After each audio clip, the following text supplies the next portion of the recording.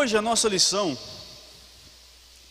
tem como tema a sutileza da relativização da Bíblia. Em outras palavras, a forma sutil como o relativismo está entrando em nossa igreja de maneira geral, bem como influenciando e às vezes mudando a narrativa do Evangelho em nosso país, que é a nossa realidade. Para começarmos, devemos entender que a sociedade, de maneira geral, tem trabalhado na relativização da Bíblia e a igreja deve estar preparada para essa realidade.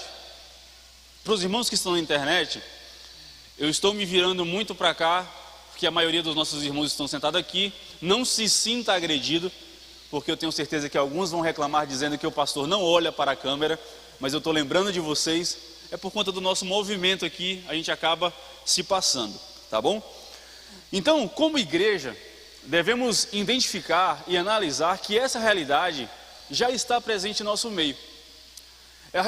A relativização tem como objetivo desconstruir a verdade ou diminuir essa verdade, colocando como parâmetro junto com outras verdades. Como assim? A verdade do Evangelho não é a suprema verdade, mas é uma verdade dentre tantas outras que existem. Esse é o objetivo do relativismo. Portanto, o relativismo tem como objetivo diminuir, denegrir o discurso e a importância da palavra de Deus, da Bíblia, como a verdade suprema, como estandarte do Evangelho em nosso meio. A verdade como Deus Criador, Jesus, seu Filho que morreu na cruz, e o Espírito Santo que nos guia na nossa vida cristã, não é mais a verdade, mas é uma verdade dos cristãos, onde existem outras verdades dentro do mesmo Evangelho, porque existem cristãos que não acreditam nessa doutrina, ou nessa linha de pensamento teológica, e existem outras verdades que são tão iguais ou tão boas quanto essa. A minha verdade é minha, a sua verdade é sua, isso relativiza. Só que a fé do cristão, ou a nossa crença em Deus, nos diz que apesar de outras verdades que existem, a nossa verdade é a suprema verdade, que Deus é o Criador dos céus e da terra, Jesus Cristo, seu Filho, morreu por nós e ressuscitou, e irá voltar para buscar a sua igreja. Não cabe à igreja convencer aquele que não acredita nisso, porque quem convence é o Espírito Santo. Mas cabe à igreja estar preparada para confrontar o relativismo e, se for necessário, ser mal vista, porque quem confronta muitas vezes não é bem visto, é mal visto pela confrontação que existe pelo Evangelho de Deus. E é isso que vamos estudar hoje pela manhã. A nossa crença doutrinária, a nossa crença em Deus, nos ensina ou nos faz acreditar que a Bíblia por completa, ela é a palavra de Deus e é inspirada por Deus. Ela foi escrita por 40 autores bíblicos em tempos diferentes, épocas diferentes, culturas diferentes, mas apesar disso tudo, ela é a palavra de Deus e foi totalmente inspirada por Deus aos homens. Inspiração essa que consiste em o Espírito Santo em ser a própria revelação de Deus, soprando aos ouvidos do homem na criação ou no desenvolvimento da Bíblia. Interessante dizer para a abertura da nossa mente, para que a gente possa ter conhecimento de que existem outras formações canônicas. O que é isso? O nosso cânon da Bíblia, ele consiste em 66 livros. Igreja pós-reforma, nosso cânon tem 66 livros. Porém, por exemplo, o cânon da Igreja Católica, que também é uma igreja cristã, provém do cristianismo, mas católica, ela é composta por 72 livros, por exemplo. Já o cânon da Igreja Ortodoxa grega e também a russa é composto por 76, se eu não me engano, livros que compõem o cânon bíblico. Por exemplo, a Igreja Católica tem primeiro e segundo Macabeus. Já a Ortodoxa russa tem terceiro e quarto Macabeus também. E assim por diante. A Igreja Ortodoxa Etíope também tem outras variações de livros que não compõem o nosso cânon bíblico. Mas fato é que apesar dessa variação que compõe um cânon bíblico de outras denominações, outras igrejas, nós cremos que o nosso cânon, por completo, é a palavra de Deus e foi por completo inspirada por Deus aos homens. Interessante também perceber que existe uma diferença entre Bíblia, Sagradas Escrituras e Palavra de Deus. É muito importante a gente saber a diferença dessas três coisas. Por exemplo, na Bíblia, se você abrir de Gênesis a Apocalipse, você não vai encontrar a palavra Bíblia. Pode ler a Bíblia inteira e você não vai ver dentro dela a palavra Bíblia. Porque Bíblia é o nome dado ao livro. Esse livro se chama Bíblia e é composta por 66 outros livros que compõem o cânon bíblico. Todas as vezes que os autores, por exemplo, do Novo Testamento, eles citam as Sagradas Escrituras, eles não estão falando da Bíblia como livro. Os autores estão falando da Torá, que é, para os autores bíblicos, as Sagradas Escrituras. O Novo Testamento, por exemplo, 10% do Novo Testamento é composta diretamente por citações do Antigo Testamento. Então, todas as vezes que vocês lerem as Sagradas Escrituras na Bíblia, o autor está dando ênfase à Torá, ao Pentateuco, em outras palavras, aos profetas, aos livros poéticos e históricos. Portanto, quando você lê Sagradas Escrituras, o autor não está falando do livro Bíblia, mas está falando daquilo que eles tinham em suas mãos como Sagradas Escrituras, que foi dada por Deus ao seu povo. E Jones, qual é a diferença da palavra de Deus? Bíblia, nós pegamos na mão. Nós temos capacidade física de pegar e tomar o livro em nossa mão. Mas a palavra de Deus que salta aos nossos corações, a revelação que vem à nossa mente através da leitura bíblica, através da leitura das Sagradas Escrituras, isso que provém daqui é a palavra de Deus, tá bom? Então, que possamos compreender Bíblia, Sagradas Escrituras e palavra de Deus, tudo está e foi composta por Deus e inspirada por Ele aos homens de forma completa, como diz Paulo na sua segunda carta a Timóteo. Então, o primeiro ponto que nós temos na nossa lição, eu não vou ficar lendo a lição, mas eu vou ficar citando e usando as referências que o livro nos dá, que a lição nos dá. Também não vou fazer a subdivisão do tópico, a desconstrução e o relativismo, mas eu vou tratar sobre eles dentro do tópico de maneira geral.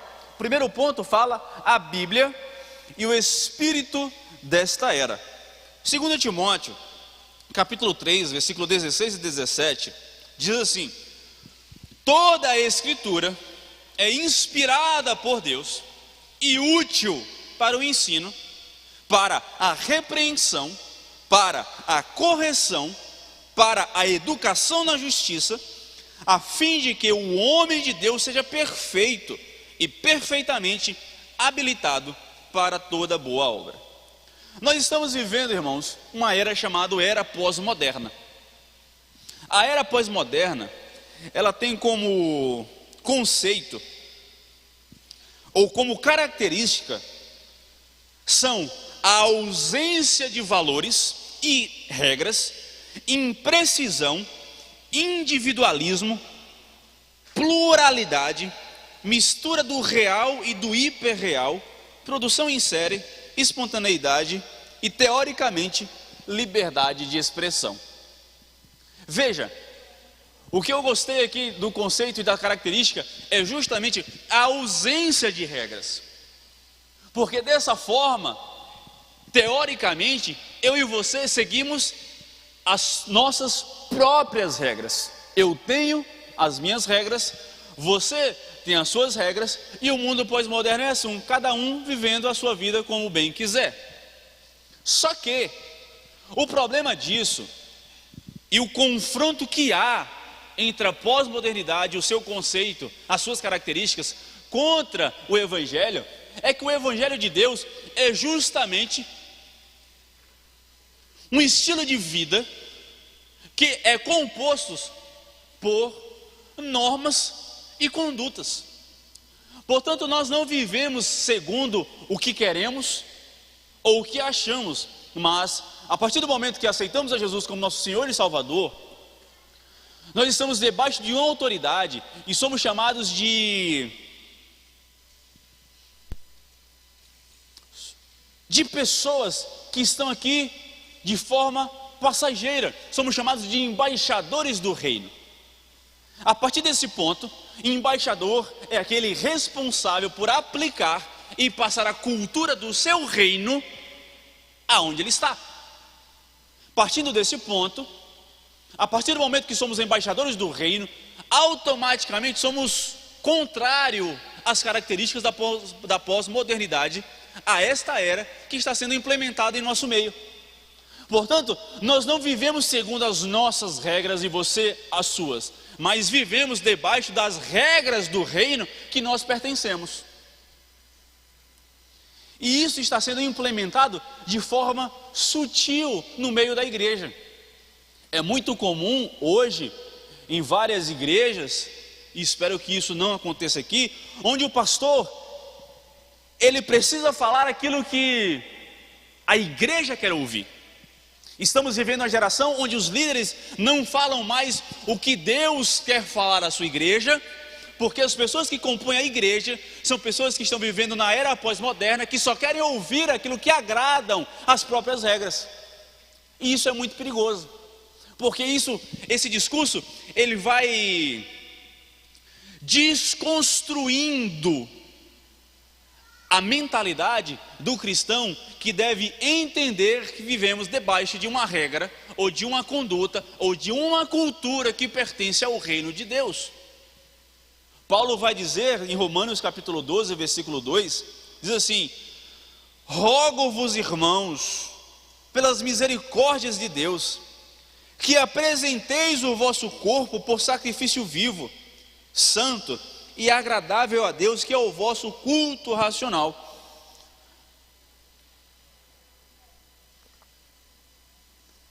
E não vos conformeis com este século, mas transformai-vos pela renovação da vossa mente, para que experimenteis qual seja a boa, agradável e perfeita vontade de Deus. O apóstolo Paulo vai nos ensinar aqui que a nossa visão, ou o nosso estilo de vida, não pode ser em conformidade com esse mundo. E eu quero dar ênfase nesse texto, que o interessante é que antes da transformação da nossa mente, ou pela renovação da nossa mente, Paulo vai dizer que para isso é necessária a entrega de um sacrifício vivo do nosso corpo físico. Porque Jesus não veio para salvar somente o nosso espírito e a nossa alma, mas também alcançar o nosso corpo físico. Paulo não fala, entrega um sacrifício a Deus e está tranquilo, pronto. Quando Paulo usa o termo sacrifício vivo, ele está dando ênfase que a nossa vida física, o nosso corpo físico, constantemente deve ser um sacrifício prestado a Deus continuamente. Deve ser um estilo de vida, o nosso culto físico a Deus. Porque na nossa geração, nós estamos vivendo uma geração em que levanta a mão, teoricamente, ou canta louvores, mas você vê que o seu corpo físico não corresponde ao culto a Deus. É teoricamente um coração alcançado pelo amor de Deus, mas o meu corpo é meu, eu faço o que eu quiser, meu corpo, minhas regras. E não funciona desse jeito. Se você, ou se nós somos alcançados pela renovação da nossa mente, vamos compreender que o nosso corpo é templo santo do Espírito de Deus. Portanto, devemos ter e fazer um sacrifício vivo, santo e agradável a Deus, que é o vosso culto racional. E Paulo vai dizer: não vos conformeis com este mundo. Os lexicógrafos são os profissionais que compõem ou que descrevem o dicionário. São eles que pegam a palavra e discorrem o significado daquela palavra. Eles vão dizer que conformar é assumir uma expressão externa que não provém do interno. Então, quando Paulo está dizendo não vos conformeis com este mundo, é isso aqui, ó. Não atribuam para si externamente aquilo que não provém de vocês, mas provém do mundo. Não coloquem sobre a aparência de vocês aquilo que não provém do seu íntimo, que foi dado por Deus, mas que é dado pelo mundo. Não se conformem, não se enquadrem, não se amoldem aos padrões do mundo, mas transformai-vos pela renovação da vossa mente. Transformai-vos, segundo o mesmo profissional, indica assumir uma expressão externa que provém do seu íntimo. Portanto, o que Paulo está dizendo, aquilo que Deus soprou a você, aquilo que está na sua criação dada por Deus, isso sim deve estar sendo trazido para a nossa imagem externa. Portanto, não se conformem com os padrões do mundo, mas que vocês possam trabalhar e trazer para fora aquilo que Deus já deu a vocês internamente. É isso que Paulo está dizendo aí: não vos conformeis com este mundo, mas transformai-vos pela renovação da vossa mente. Transformação da mente é justamente a compreensão de que a Bíblia, a palavra de Deus, as Escrituras, têm como objetivo a transformação da nossa vida. A compreensão de que aqui está composto o estilo de vida que nós devemos seguir. Amém? Estão entendendo? Glória a Deus. A minha preocupação é justamente entendermos a aplicação da palavra de Deus. Porque gravar textos bíblicos, alguém com a mente boa grava, mas ser transformado pela renovação da vossa mente requer alguém disposto em abrir mão do seu ego, abrir mão do seu eu, tomar a cruz e seguir a Cristo. Existe a diferença entre a religiosidade extrema e aquele cristão que está disposto simplesmente a seguir Jesus, com Jesus, atrás de Jesus. Estamos vivendo em uma sociedade que a relativização está sendo moldada, ou está moldando os nossos cristãos. Por quê? Porque tudo é relativo, tudo depende de um ponto de vista, tudo depende do que eu acho, do que eu vejo. É por isso que eu falei no início que devemos ter cuidado sobre sermos repetidores daquilo que a gente escuta. A partir do momento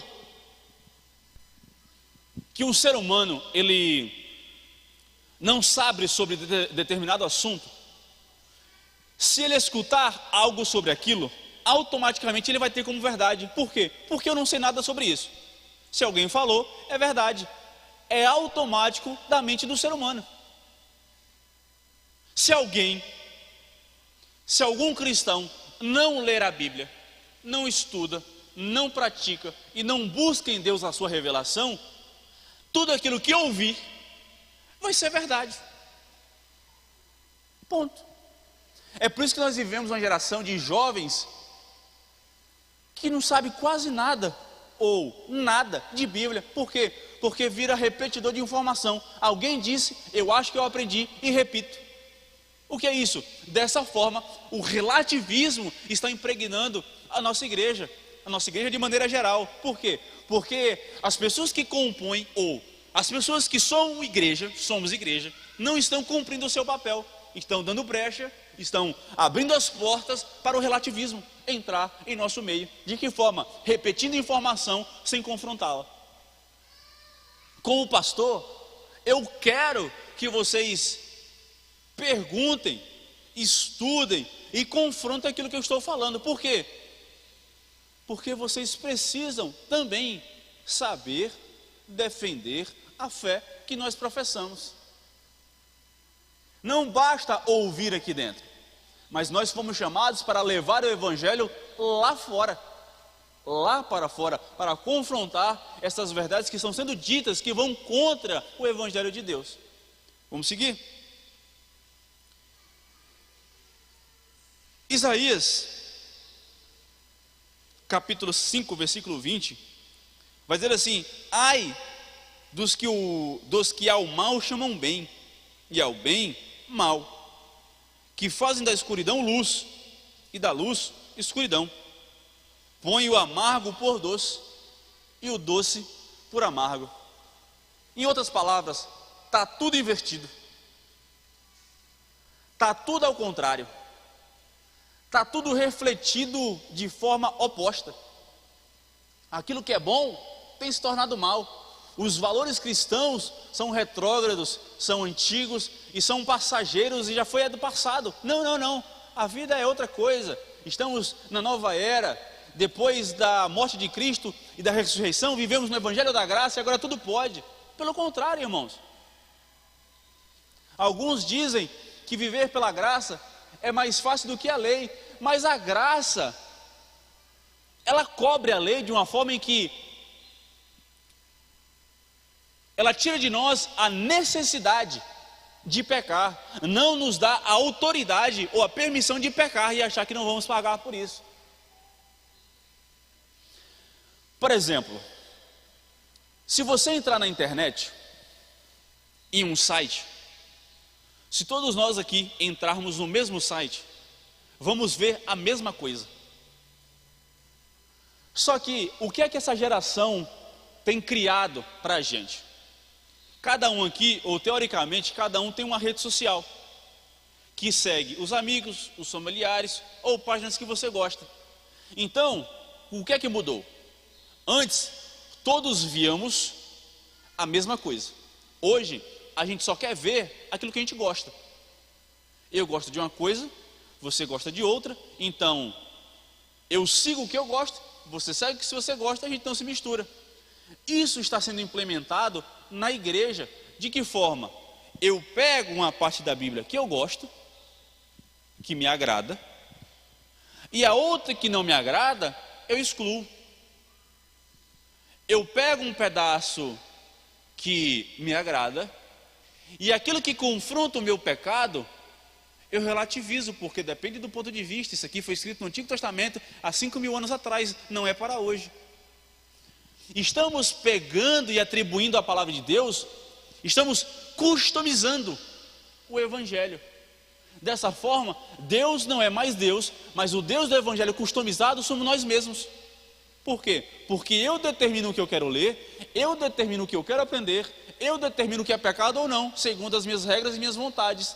E isso é perigoso, porque o relativismo está fazendo isso, customizando o Evangelho, tornando o ser humano Deus do próprio reino, Deus da própria Bíblia, Deus do próprio Evangelho. O relativismo está tentando desconstruir a verdade genuína que a palavra de Deus nos ensina, que devemos viver segundo as condutas e as regras que compõem a palavra de Deus. Ela foi escrita há séculos e milhares de anos atrás, mas sempre será atual e autoridade sobre nossas vidas. A nossa compreensão é não deixar que o relativismo inunde o seio da igreja. De que forma? Estudando e aprendendo e compreendendo a palavra de Deus. Hebreus capítulo 13, versículo 8 e 9 vai dizer assim: Jesus Cristo ontem e hoje é o mesmo e será para sempre. Não vos deixeis envolver por doutrinas várias e estranhas, porquanto o que vale é estar o coração confirmado com graça e não com alimentos, pois nunca tiveram proveito os que com isto se preocupam ou se preocuparam. O que é que podemos entender? O relativismo tem criado uma narrativa em que o Deus de ontem ficou lá atrás. Hoje é um novo Deus, um Deus de amor, que suporta tudo. Um Deus que odiou a iniquidade de Sodoma e Gomorra, mas parece que ama a iniquidade desse tempo. Um Deus bobalhão em que aceita tudo, todas e todes. Um Deus que é enquadrado no evangelho que o homem quer. Mas a Bíblia, inspirada e feita por Deus, diz claramente que Jesus é o mesmo ontem e hoje e será para sempre. O seu caráter, a sua palavra não muda. O que é certo, o que é errado, e qualquer coisa diferente disso deve ser jogado fora. De que forma devemos encarar o mundo? Ou de que forma devemos ver o mundo e identificar aquilo que é estranho ou aquilo que é de Deus? É simples, que a nossa lente seja Jesus Cristo. Se aquilo não corrobora com as Escrituras, se aquilo agrada um terço das Escrituras e 2 terços está sendo jogado fora, se aquilo só agrada particularmente um pequeno grupo de pessoas e não agrada o discurso, a mensagem, o evangelho que Jesus veio trazer a nós, isso é anátema, deve ser jogado fora. Portanto, como é que eu devo encarar um mundo que está relativizando as Escrituras, relativizando a Bíblia, relativizando a igreja, relativizando o evangelho? É simples, olha pelas lentes de Jesus. É só isso. E a Bíblia fala que aquilo que é variado e estranho, joga fora. O discurso do Evangelho, ele permanece intacto na pessoa de Jesus Cristo. Qualquer coisa que tenta se criar como um artifício para atrair o mundo, o Evangelho não precisa de artifício para atrair o mundo. O Evangelho é o Evangelho mesmo de ontem e hoje e para sempre será. Quem quiser vir após mim, tome a sua cruz e siga-me. Deus não obriga ninguém a segui-lo, mas condiciona aqueles que querem segui-lo tomar a sua cruz. Portanto, o Evangelho que abraça a todos venham todos, venham os que estão descansados, tem de bom ânimo porque eu venci o mundo. Vem porque meu fardo é leve. Mas vem do jeito que quiser, vem do seu próprio jeito, vem das suas próprias regras, vem com o seu discurso. Isso não é evangelho do reino de Deus. É relativismo, é anátema. Tá bom? Segundo ponto, fala sobre a Bíblia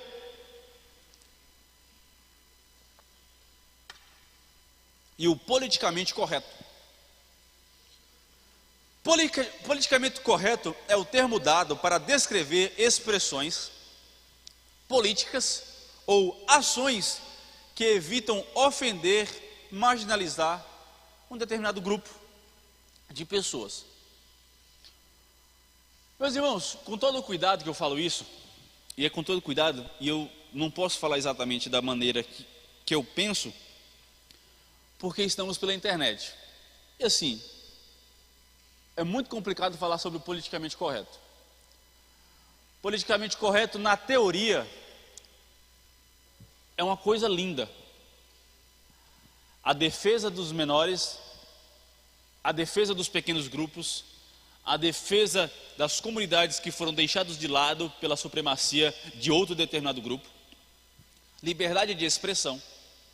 Só que o perigo do politicamente correto é que está se tornando ou sendo criada uma ditadura de opinião. Como assim?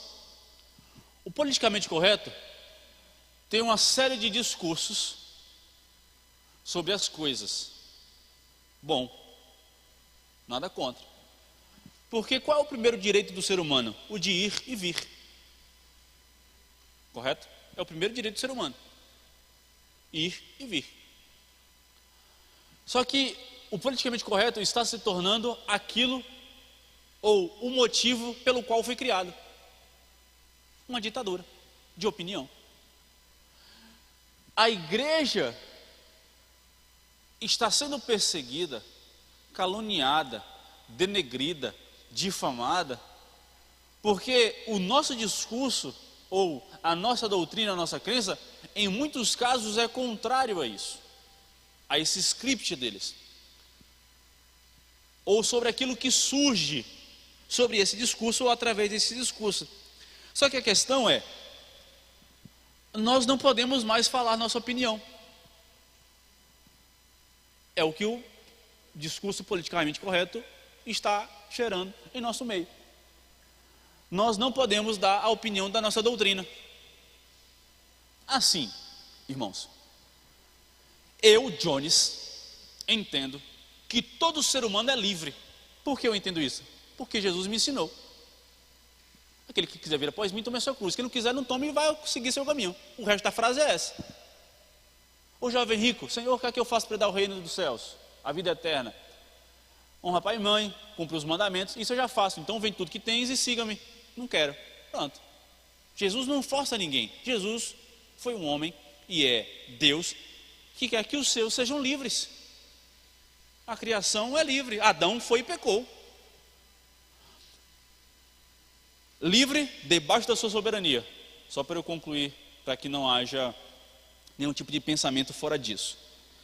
Mas eu entendo que por mais ruim que seja o meu pensamento, eu vou falar sobre mim, porque eu não quero falar de outros eu quero não alguém específico, mas de qualquer tipo de discurso que existe.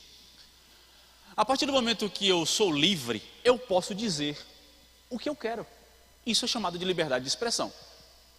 O que cabe ao ser humano é ter a consciência de que, dependendo do que você fale, de como você fale, ou de quem você agrida, você vai pagar pelas suas consequências. Ser preso, processado, excomungado da sociedade, excluído, o que for.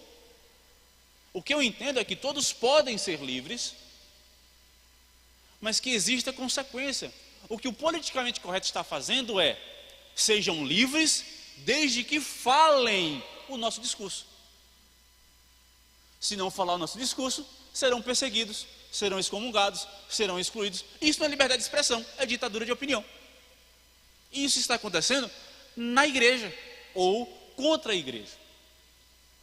Os valores cristãos, os princípios cristãos, hoje nós devemos, e o que eu estou falando aqui é ironia, hoje o que as pessoas estão querendo politicamente correto é impor sobre a igreja a obrigação de ouvir o que eles falam, mas não podemos falar. É tipo mãe falando com o filho: cala a boca, me escuta. E não funciona desse jeito. Se existe o direito de eu te ouvir a sua opinião, esteja preparada para ouvir a nossa. O problema é que fica um discurso de líderes e líderes cristãos, viu? Líderes religiosos pregando o politicamente correto, mas que não estão dispostos a ouvir a nossa mensagem também. E isso está sendo sutilmente trazido ao nosso meio. Salmos capítulo 11, versículo 3, vai dizer assim: ora, destruídos os fundamentos, destruída a nossa base, destruída a nossa coluna de sustentação, que poderá fazer o justo? Essa pergunta está sendo ecoada até hoje. Se os nossos fundamentos forem destruídos, o que o justo irá fazer? Se não tem base, se não tem estrutura, se não tem coluna de sustentação. Os discursos estão destruindo aquilo que o Evangelho tem como verdade, gerando uma nova narrativa. O que é que o justo vai poder fazer se não tem sobre o que permanecer em pé? É por isso que, de novo, eu chamo a atenção que cabe ao cristão estudar, aprofundar o conhecimento, desenvolver a sua vida cristã em Cristo e através da palavra. Para quê? Para que os fundamentos não sejam destruídos em nossa vida, bem como na comunidade. A igreja, e eu digo, não a igreja física, mas a igreja é o equilíbrio da sociedade, é o pêndulo, é aquilo que sustenta as diversas maneiras que estão surgindo, mas sobre a igreja o mundo está sendo sustentado.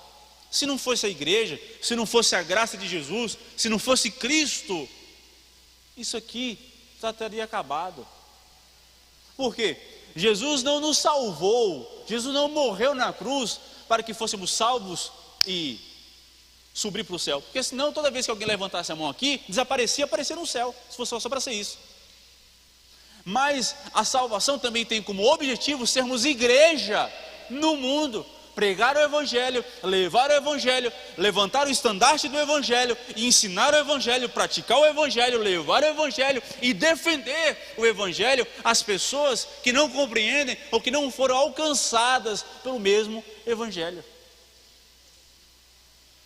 Deus não nos chamou para sermos igreja somente na igreja, mas no mundo. A Bíblia vai dizer, a Bíblia diz que somos sal da terra. O que isso quer dizer? A Bíblia não está dizendo somos sal da igreja, somos sal do reino, somos sal dos céus. Não, somos sal da terra. Isso implica em dizer que nós somos chamados para temperar o mundo, equilibrar o mundo, pregar o Evangelho e trazer equilíbrio àqueles que estão lá fora, e não permitir que o mundo entre na igreja, porque você não vê carne temperando sal, mas você vê sal temperando carne. O sal não tem poder de ter o seu próprio sabor, depende de tempero.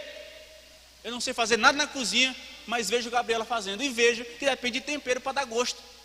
A igreja não foi chamada para dar gosto a si mesma, mas foi para trazer equilíbrio ao mundo. Só que qual é o problema? Nós cristãos estamos com a nossa mente fechada para o Evangelho lá fora.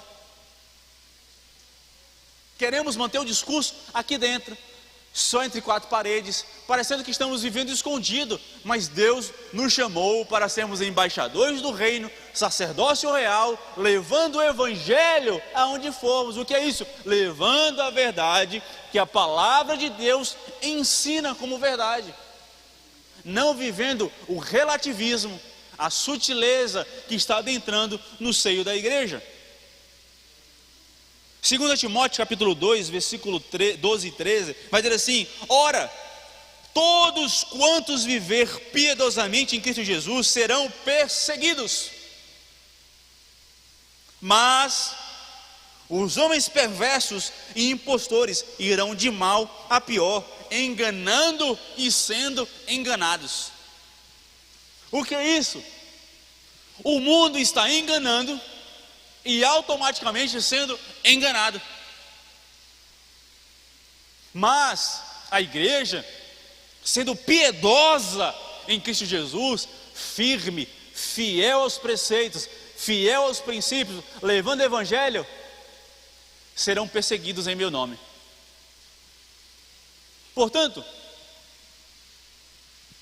não me surpreende a igreja ser perseguida. Não é de se surpreender, gente.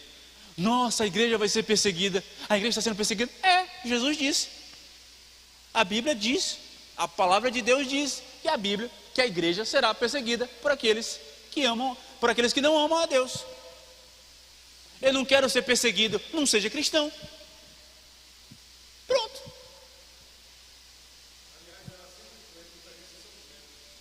A igreja sempre foi perseguida, a diferença é os métodos.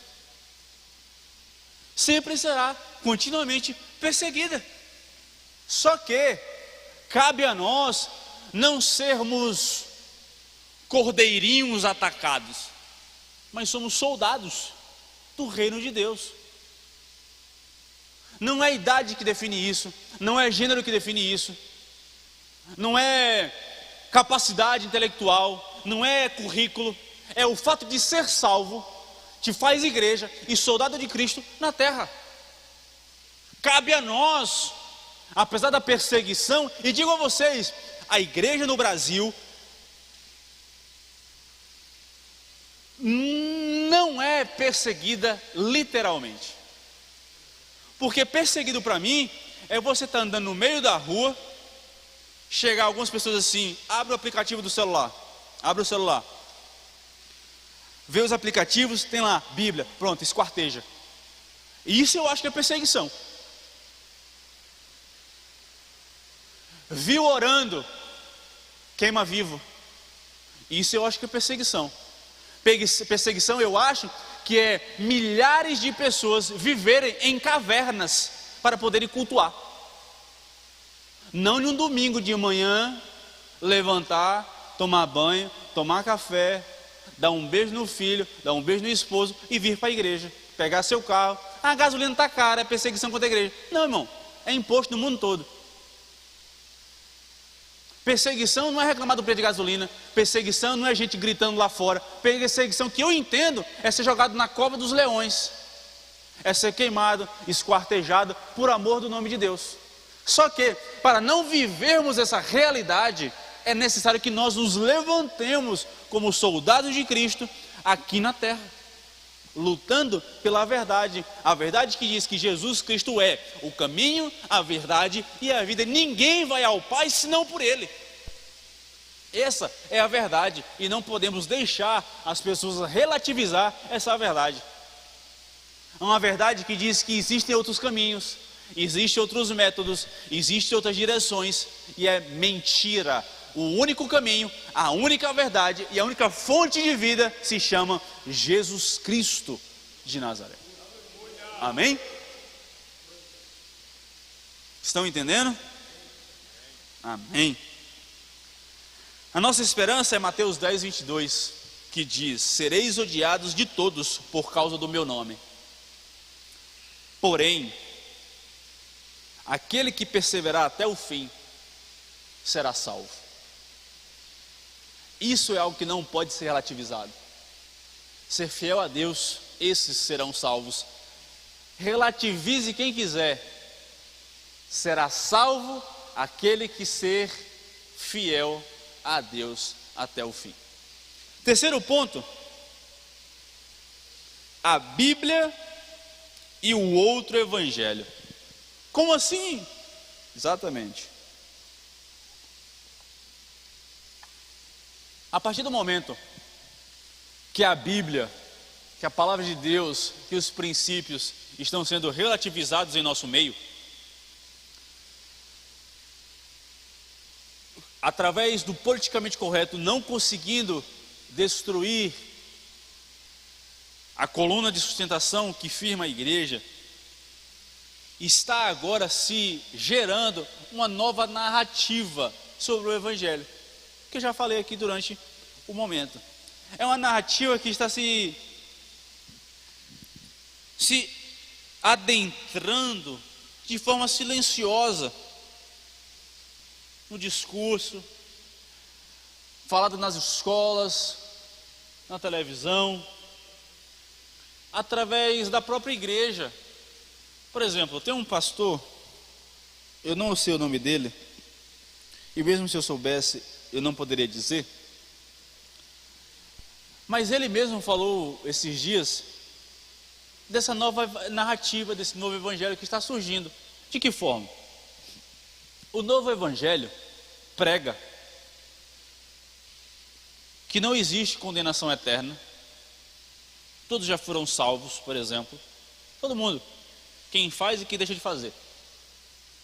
É um evangelho onde tudo pode.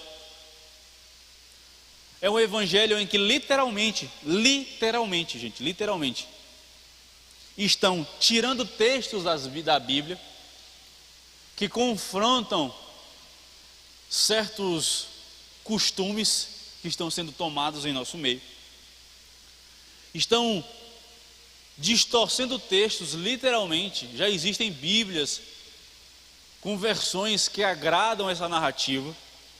Líderes que pregam, eu não vou chamar de altar, mas em palanques, discursando que Deus aceita o pecado em vez do pecador. É um discurso onde você não precisa mudar para ser aceito. Você não precisa ser santo para ser aceito. Você não precisa ser agradável para ser aceito. Um discurso totalmente, eu não sei nem descrever, mas é um novo evangelho que tem sido pregado em nosso meio. E qual é o perigo disso? Porque eles estão vindo com força, com vigor. Porque imagine, vou falar um pseudo eu. Peco demais, faço o que eu quero, escrafuncho do jeito que eu quero, e escuto alguém dizer que Deus me aceita desse jeito. Estou no céu. Imagina o privilégio de fazer o que quiser, meu corpo, minhas regras, minha mente, meus pensamentos, minha língua, meu discurso, peco como eu quiser, e Deus me aceita desse jeito. Gente, com todo respeito a nós, de maneira geral, isso está acontecendo porque a igreja não se posiciona. Quando eu digo não se posicionar, não é aquele discurso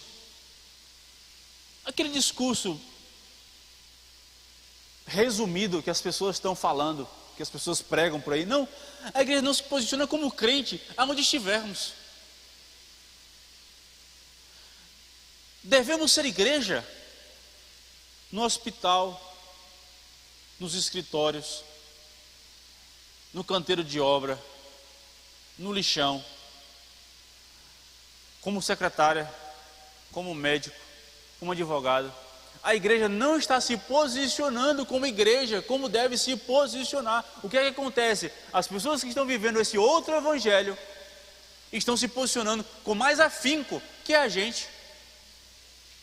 E a igreja não deve impor. Eu não imponho algo sobre o pastor Zé Luiz.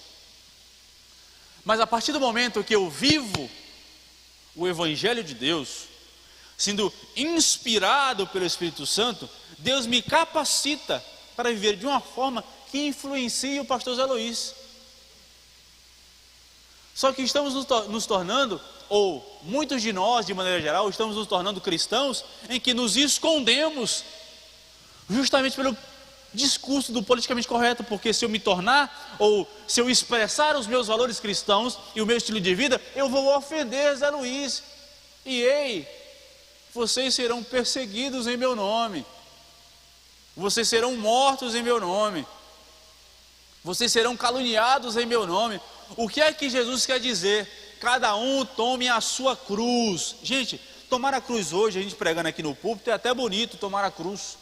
No contexto de que Jesus falou isso, ele está dizendo assim, ó: vocês serão caluniados, ofendidos, espancados, cuspidos, serão jogados no chão, carregarão um peso sobre vocês que não pertence a vocês, vocês serão perseguidos porque estão me seguindo, vocês viverão todos esses problemas por amor de mim. Isso é tomar a cruz. Tomar a cruz naquela época era uma expressão ofensiva. Vá para a cruz era uma expressão de ofensa ao outro. Por quê? Porque você merece ser cuspido, apanhado, espancado por algo. É isso que é tomar a cruz. É ser caluniado, ser exposto na avenida principal, ser colocado sobre os seus ombros um peso, espancado ao mesmo tempo, por amor de Deus. E o que está faltando em nossa sociedade, em nossa comunidade, são cristãos dispostos a se exporem com a cruz nos ombros. É por isso que o relativismo é perigoso, porque o relativismo não diz carregue a sua cruz, mas o relativismo diz assim: Jesus, toma a sua cruz, toma a minha e me segue. É isso que esse discurso está falando, sobre um Deus, sobre um Cristo que não devemos seguir, mas um Cristo que nos segue, fazendo a nossa vontade, fazendo os nossos desejos, fazendo ou cumprindo os nossos anseios. E não é bem assim. É: negue-se a si mesmo, tome a sua cruz e siga-me. Pronto. Vamos seguir.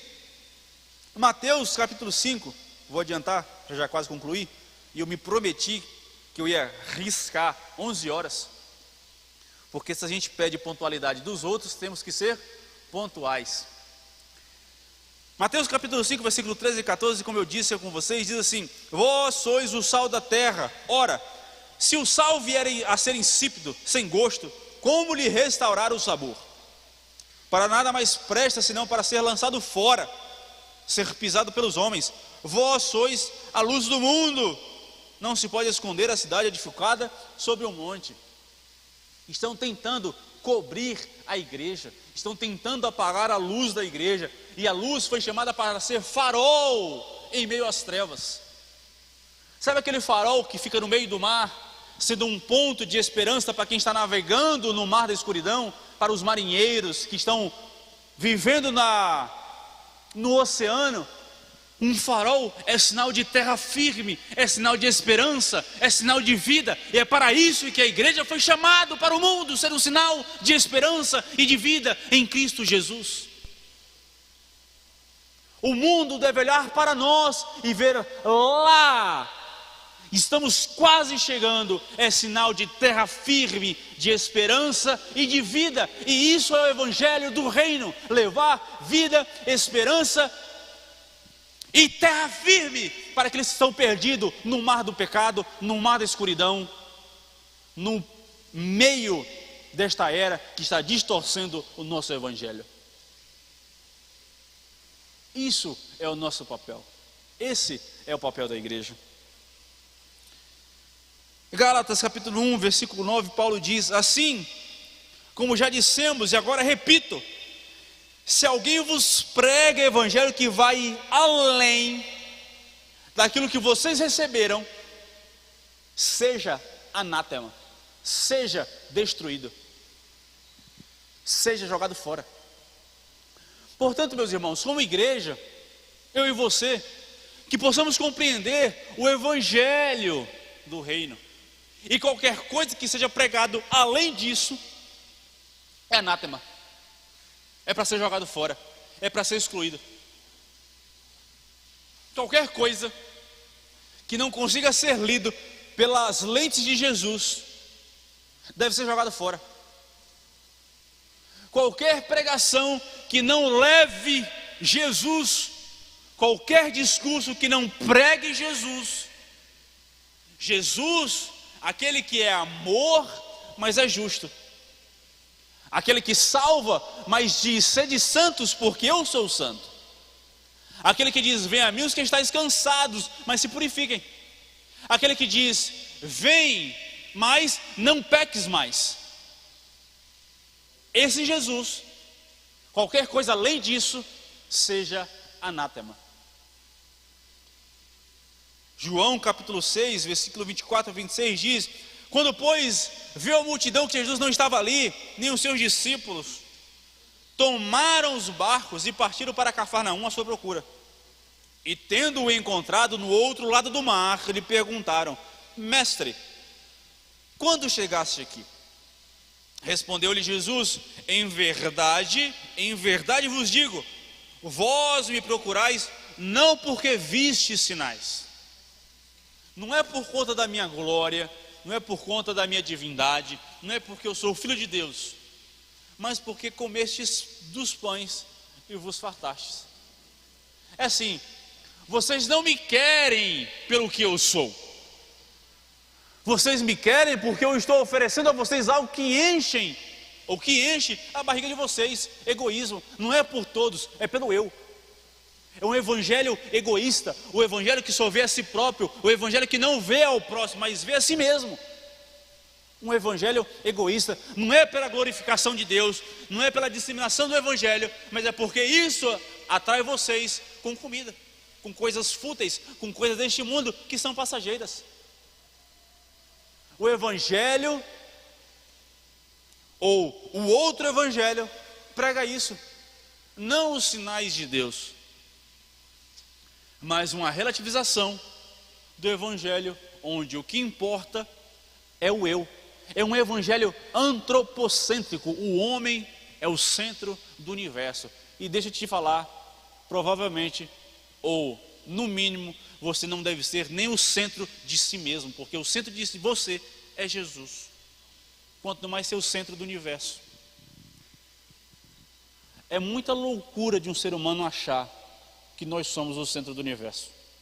É muita, eu não sei, é descabível achar que Deus fez tudo porque Ele deve a gente, porque nós somos o centro dele. Ei, Jesus é o centro de todas as coisas. Qualquer evangelho que tire Jesus um pouco do centro não é evangelho. Qualquer evangelho que tire Jesus do centro não é evangelho. É outra coisa, menos o evangelho de Deus. E último ponto para concluirmos: a Bíblia, sempre atual, palavra de Deus. A palavra de Deus, ou a Bíblia, ela não foi escrita em nosso tempo, mas sempre será para o nosso tempo. Nosso tempo daqui a 10 anos, nosso tempo daqui a 50 anos, nosso tempo daqui a 100 anos, caso Jesus não volte, a Bíblia sempre será para o tempo presente. 1 Pedro capítulo 24, versículo 25 diz: pois toda a carne é como a erva, e toda a sua glória, como a flor da erva, seca-se a erva e cai a sua flor.